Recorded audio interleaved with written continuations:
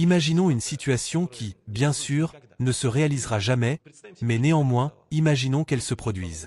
Le chef en exercice d'un État nucléaire arrive sur le territoire, disons, de l'Allemagne et est arrêté. Ce serait une déclaration de guerre contre la Fédération de Russie. 17th of March 2023. Le 17 mars 2023, la Cour internationale de criminels a émis 2 mandats d'arrêt dans le dossier de l'Ukraine. Pour Vladimir Poutine, président de la Fédération Russie, et pour Maria Lvova-Belova, commissaire du président de la Fédération Russie pour le droit des enfants, pour les déclarés crimes de guerre de déploiement des enfants de territoires occupés de l'Ukraine vers la Fédération Russie. Il est interdit par la loi internationale pour les pouvoirs occupés de transférer les civils du territoire où ils vivent à d'autres territoires. Les enfants bénéficient d'une protection spéciale en vertu de la Convention de Genève. Vladimir Poutine prévoit de se rendre en Mongolie demain mardi 3 septembre, malgré le mandat d'arrêt émis contre lui par la Cour pénale internationale, CPI.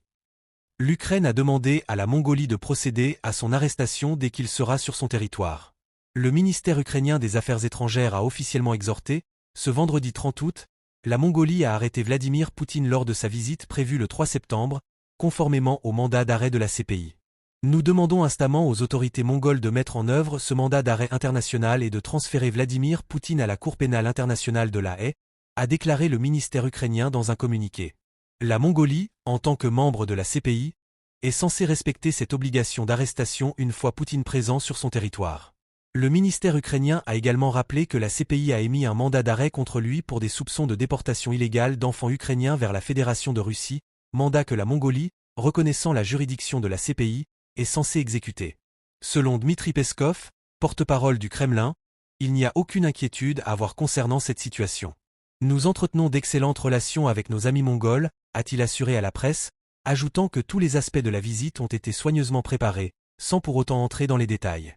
La visite de Vladimir Poutine en Mongolie le 3 septembre marquera son premier déplacement dans un pays signataire du statut de Rome depuis que la CPI a émis un mandat d'arrêt contre lui en mars 2023. Ensuite, certains imbéciles, des idiots comme le ministre de la Justice de l'Allemagne, disent « Eh bien, s'il vient, nous l'arrêterons. » Mais il est juriste, il semble comprendre ce que cela signifie. Imaginons une situation qui, bien sûr, ne se réalisera jamais, mais néanmoins, imaginons qu'elle se produise. Le chef en exercice d'un État nucléaire arrive sur le territoire, disons, de l'Allemagne et est arrêté. Ce serait une déclaration de guerre contre la Fédération de Russie.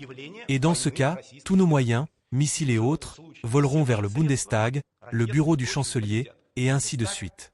Comprend-il que c'est un casus belli, une déclaration de guerre, ou a-t-il raté ses études ?